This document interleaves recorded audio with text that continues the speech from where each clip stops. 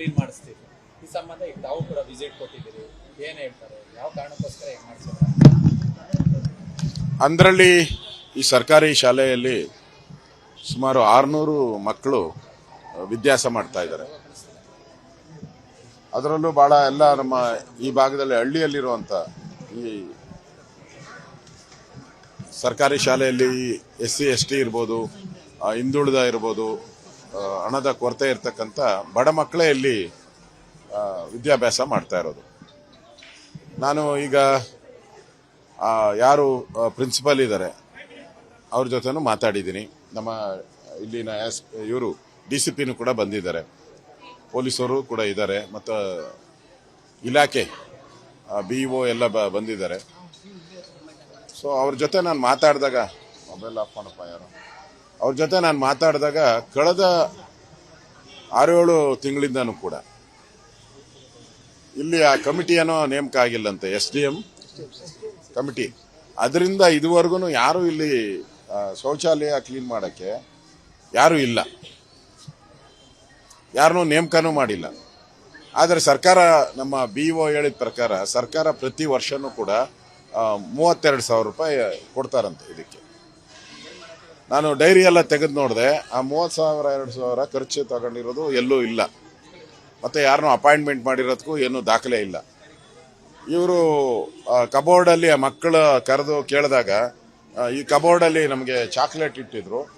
ನಾವು ಒಂದ್ಸರಿ bathroom clean ಮಾಡಿದ್ರೆ ನಮ್ಗೆ 2 ಚಾಕ್ಲೇಟು, 1 ಚಿಕ್ಕಿ, 2 ಚಾಕ್ಲೇಟು, 1 ಚಿಕ್ಕಿ ಕೊಡ್ತಾ ಇದ್ರು.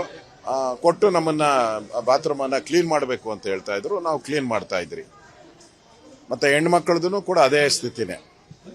ಹೆಡ್ ಮಾಸ್ಟ್ರು ಅವ್ರು ಹೇಳಿದ ಪ್ರಕಾರ ಹೆಡ್ ಮಾಸ್ಟ್ರು ಬಂದು ಕ್ಲಾಸ್ಗೆ ಬರೋರಂತೆ, ಇವತ್ತು ಯಾರು ಕ್ಲೀನ್ ಮಾಡ್ತೀರಾ ಅಂತ ಕೇಳೋರಂತೆ.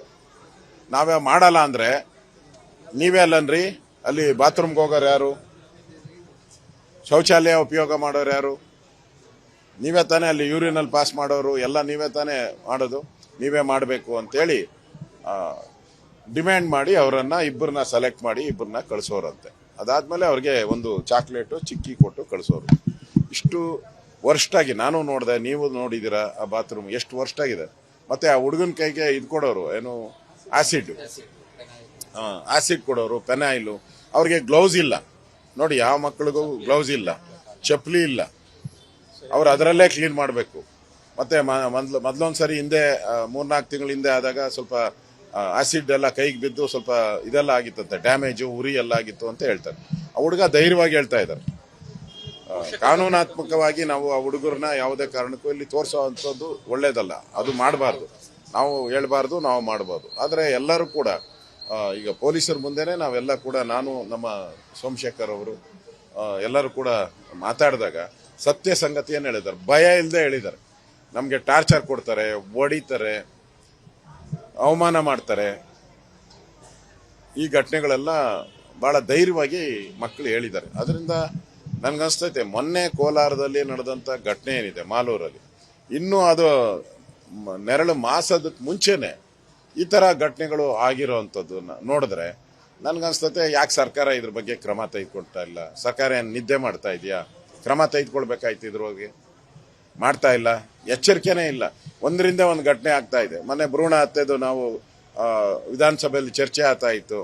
ಅದು ನೋಡಿದ್ರೆ ಹೊಸಕೋಟೆಯಲ್ಲಿ ಅದ ಚರ್ಚೆ ಆಗ್ತಾ ಇದೆ, ಇಲ್ಲಿ ಭ್ರೂಣ ಹತ್ಯೆದ ಒಂದು ಮಾಡಿದೆ, ವೈಟ್ ಫೀಲ್ಡ್ ಆಗಿದೆ. ಮತ್ತೆ ಇದು ಬೆಳಗಾವಿ ಅಧಿವೇಶನ ನಡೀತಾ ಇದೆ, ಅಲ್ಲಿ SC ST ಮಹಿಳೆಯ ಮತ್ತು ವಿವಸ್ತ್ರ ಮಾಡಿರೋ ಘಟನೆ. ಇದೆಲ್ಲ ನೋಡ್ತಾ ಇದ್ರೆ ಈ ರಾಜ್ಯದಲ್ಲಿ ಕಾನೂನು ಸುವ್ಯವಸ್ಥೆ ಇದೆಯಾ, ಸತ್ತೋಗಿದೆಯಾ ಅನ್ನೋ ಭಾವನೆ ವ್ಯಕ್ತ ಆಗ್ತಾ ಇದೆ. ನನಗನ್ಸ್ತತೆ ಇದು ನಿಜಕ್ಕೂ ಅವಮಾನೀಯ ಘಟನೆ. ಮೊನ್ನೆ ಕೋಲಾರದಲ್ಲಿ ನಡೆದ್ಮೇಲೆ ಇಲ್ಲೂ ನಡೀತಾ ಐತೆ ಅಂತಂದ್ರೆ ಇದು ಇಡೀ ರಾಜ್ಯದಲ್ಲಿರುವಂಥ ಪರಿಸ್ಥಿತಿ. ಎಲ್ಲೂ ಕೂಡ ಯಾವುದೇ ಇದರಲ್ಲಿ ಅಟೆಂಡರ್ಗಳು ಇವರೆಲ್ಲ ನೇಮಕಾತಿಯನ್ನು ಆದಂಗೆ ಕಾಣಿಸ್ತಾ ಇಲ್ಲ. ಮಕ್ಕಳ ಕೈಲೇ ಈ ಥರ ಮಾಡಿಸ್ತಾ ಇರುವಂಥದ್ದು ನೇರವಾಗಿ ಈ ಶಾಲೆಯಲ್ಲಿ ಕಾಣ್ತಾ ಇದೆ. ಇದು ಖಂಡನೀಯ. ಈ ಥರ ಮಾಡೋದ್ರಿಂದ ಇಲಾಖೆಗೂ ಕೂಡ, ಎಜುಕೇಷನ್ ಡಿಪಾರ್ಟ್ಮೆಂಟ್ಗೂ ಕೂಡ ಇದೊಂದು ಅವಮಾನ. ಕೂಡಲೇ ಇವ್ರ ಮೇಲೆ ಕ್ರಮ ತೆಗೆದುಬೇಕು, ಸಸ್ಪೆಂಡ್ ಆಗಬೇಕು. ಸರ್ಕಾರ ಕೂಡ ಎಚ್ಚರಿಕೆ ವಹಿಸಿಲ್ಲ ಅಂತ ಹೇಳಿದ್ರೆ ಸರ್ಕಾರಕ್ಕೂ ಕೂಡ ಇದೊಂಥರ ಚೀಮಾರಿ ಇದ್ದಂಗೆ. ಸರ್ಕಾರ ಚೀಮಾರಿ ಹಾಕ್ದಂಗೆ, ಸರ್ಕಾರಕ್ಕೆ ಚೀಮಾರಿ ಇದ್ದಂಗೆ. ಇದೆಲ್ಲ ಘಟನೆಗಳು ಬಂದರೆ ಜನ ಶಾಲೆಗಳಿಗೆ ನಾವು ಯಾಕೆ ಕಳಿಸ್ಬೇಕು? ಮಕ್ಕಳನ್ನ ಇವತ್ತು ಪ್ರತಿಭಟನೆ ಮಾಡ್ತಾ ಇದ್ದಾರೆ ಎಲ್ಲ ಮಕ್ಕಳು ಪೇರೆಂಟ್ಸ್ ಎಲ್ಲ. ನಾವು ಸರ್ಕಾರಿ ಶಾಲೆಗೆ ಮಕ್ಕಳನ್ನ ಕಳಿಸಕ್ಕೆ ಇಂಥ ಘಟನೆಗಳಾದ್ರೆ ಇನ್ನೂ ಕೂಡ ಹೌದು, ಕೋಲಾರದಲ್ಲಿ ಎಲ್ಲ ಮಕ್ಕಳನ್ನ ಕರ್ಕೊಂಡು ವಾಪಸ್ ಮನೆಗೆ ಹೋಗ್ತಾ ಇದ್ದಾರೆ. ಕೇಳಿದ್ರೆ ಇಲ್ಲ ನಾವೇನೋ 2 ದಿನ ಅವ್ರಿಗೆ ಸಮಾಧಾನ ಮಾಡಿ ಕಳಿಸ್ತೀನಿ ಅಂತ ಎಲ್ಲರೂ ವಾಪಸ್ ಕರ್ಕೊಂಡು ಹೋಗ್ತಾ ಇದ್ದಾರೆ. ಇದರಲ್ಲಿ ಇವತ್ತು ಈ ಘಟನೆ ಆಗಿರೋದು ನೋಡಿದ್ರೆ ಸರ್ಕಾರಿ ಶಾಲೆಗಳಲ್ಲಿ ಇದು ಇನ್ನೂ ಬಹಳ ಶೋಚನೀಯವಾದಂತ ಸ್ಥಿತಿ. ನಾವೇ ಕಣ್ಣಾರ ನೋಡಿದ್ದೀರಿ. ಸರ್ ಇಷ್ಟೆಲ್ಲ ಆದ್ರೂ ಈಗ ಇಷ್ಟೆಲ್ಲ ಘಟನೆ ಗೌರ್ಮೆಂಟ್ ಶಾಲೆಗಳು ಬೆಳೆಸಿ ಅಂತ ಹೇಳ್ತಾರೆ. ಒಂದ್ ಕಡೆ ರೇಡೇಟ್ಸ್ಗಳನ್ನ ವಾಪಸ್ ಬೇರೆ ತಗೊಂತಾರೆ. ಈ ರೀತಿ ಘಟನೆ ಯಾಕೆ ಸರ್ ಗೌರ್ಮೆಂಟ್ ಸ್ಕೂಲ್ಗೆ ಮಕ್ಕಳನ್ನ ಕಳಿಸ್ತಾರೆ ಹೇಳಿ? ಅಲ್ಲ, ವಿಶ್ವಾಸ ಹೊರಟೋಗ್ತಾ ಇದೆ ಸರ್ಕಾರಿ ಶಾಲೆಗಳ ಮೇಲೆ. ಇವೆರಡು ಘಟನೆ ಆದ್ಮೇಲೆ ವಿಶ್ವಾಸ ಹೊರಟೋಗ್ತಾ ಇದೆ. ಇದಕ್ಕೆ ನೇರ ಕಾರಣ ಸರ್ಕಾರನೇ. ಪೋಷಕರಿಗೆ ಮಕ್ಕಳು ಏನು ಹೇಳ್ತಾ ಇದ್ದಿಲ್ವಾ? 100% ಡೌಟೇ ಇಲ್ಲ. ಈಗಾಗಲೇ ನಾನು ವಿಧಾನಸಭೆಯಲ್ಲೂ ಪ್ರೆಸ್ ಮೀಟ್ ಮಾಡಿ ಹೇಳಿದ್ದೀನಿ, ವಿಧಾನಸೌಧದಲ್ಲೂ ಕೂಡ ಪ್ರೆಸ್ ಮೀಟ್ ಮಾಡಿ ಹೇಳಿದ್ದೀನಿ. ನಾನು ಸರ್ಕಾರಕ್ಕೂ ಇದ್ರ ಬಗ್ಗೆ ಎಚ್ಚರಿಕೆಯನ್ನು ಕೊಡುವಂತ ಕೆಲಸವನ್ನ ನಾವು ವಿರೋಧ ಪಕ್ಷದ ನಾಯಕನಾಗಿ ನಾವು ಮಾಡ್ತೀನಿ. ಇನ್ನಾದ್ರೂ ಸರ್ಕಾರ ಎಚ್ಚರಗೊಳ್ಬೇಕು. ಇದು ಮಕ್ಕಳ ವಿಚಾರ, ಬೇರೆ ವಿಚಾರ ಅಲ್ಲ. ಮಕ್ಕಳು ಸಮಾಜದ ಮುಂದಿನ ಪ್ರಜೆಗಳಾಗುವಂತವ್ರಿಗೆ ಇಷ್ಟು ಅವಮಾನ ಮಾಡ್ತಕ್ಕಂಥದ್ದು ಸರ್ಕಾರಕ್ಕೆ ಒಂಥರ ನಾಚಿಕೆಗೇಡಿನ ಸಂಗತಿ ಅಂತ. ಪೋಷಕರ ಮಕ್ಕಳೇನು ಹೇಳಿಲ್ವಾ ಸರ್ ಆಸಿಡ್ ಬಿದ್ದಿರೋದು ಆ ವಿಚಾರವಾಗಿ ಏನಾದ್ರು ನಿಮ್ಮ ಹತ್ರ ಮಕ್ಕಳು ಹೇಳ್ಕೊಂಡ್ಮೇಲೆ? ಈಗೆಲ್ಲ ಬಂದಿದ್ದಾರೆ ರಕ್ಷಣಾ ವೇದಿಕೆ, ಜೈ ಕರ್ನಾಟಕ ವೇದಿಕೆಯವರು, ಮತ್ತೆ ಇನ್ನ ಊರಿನ ವಾಲ್ಮೀಕಿ ಮಹಾಸಭಾದವರು, ನಮ್ಮ ಗ್ರಾಮಸ್ಥರು ಎಲ್ಲರೂ ಕೂಡ ಬಂದಿದ್ದಾರೆ. ನಮ್ಮ ಸೋಮಶೇಖರ್ ಕೂಡ ನಾವು ಹೇಳಿದ ತಕ್ಷಣ ಇಮಿಡಿಯೇಟ್ ಆಗಿ ಅವರ ಕಾರ್ಯಕ್ರಮ ಎಲ್ಲ ರದ್ದು ಮಾಡಿ ಇಲ್ಲಿಗೆ ಬಂದಿದ್ದಾರೆ. ಒಟ್ಟಲ್ಲಿ ನಮ್ಗೇನು ಅಂತ ಹೇಳಿದ್ರೆ ಮಕ್ಕಳಿಗೆ ಒಳ್ಳೇದಾಗಬೇಕು. ಅದು ಬಿಟ್ಟು ಬೇರೆ ಯಾವುದೇ ಇದು ನಮ್ಮಲ್ಲಿ ಇಲ್ಲ ಅಜೆಂಡಾ. ಮಕ್ಕಳಿಗೆ ಒಳ್ಳೇದಾಗಬೇಕು. ಇನ್ನು ಮುಂದೆ ಈ ತರ ಘಟನೆ ಏನಾದ್ರೂ ಇನ್ನೊಂದು ಘಟನೆ ನಡೆದ್ರೆ ಸರ್ಕಾರ ನಿಜಕ್ಕೂ ಜನ ಚೀಮಾರಿ ಆಗ್ತಾರೆ. ಇನ್ನೇನಾದ್ರೂ ಘಟನೆ ನಡೆದ್ರೆ ಸರ್ಕಾರ ಚೀಮಾರಿ ಆಗ್ತಾರೆ ಜನ. ಅನುಕ್ಷಣದ ಸುದ್ದಿಗಳಿಗಾಗಿ ವಿಸ್ತಾರ ನ್ಯೂಸ್ ಯೂಟ್ಯೂಬ್ ಚಾನೆಲ್ ಸಬ್ಸ್ಕ್ರೈಬ್ ಮಾಡಿ. ಹೊಸ ಸುದ್ದಿಗಳ ನೋಟಿಫಿಕೇಶನ್ಗಾಗಿ ಬೆಲ್ ಐಕಾನ್ ಕ್ಲಿಕ್ ಮಾಡಿ. ಲೇಟೆಸ್ಟ್ ಅಪ್ಡೇಟ್ಸ್ಗಾಗಿ www.vistaranews.com ವೆಬ್ಸೈಟ್ಗೆ ವಿಸಿಟ್ ಮಾಡಿ. ಅಂಗೈಯಲ್ಲೇ ಜಗತ್ತಿನ ಸುದ್ದಿ ತಿಳಿಯಲು ವಿಸ್ತಾರ ನ್ಯೂಸ್ ಕನ್ನಡ ಆಪ್ ಡೌನ್ಲೋಡ್ ಮಾಡಿ.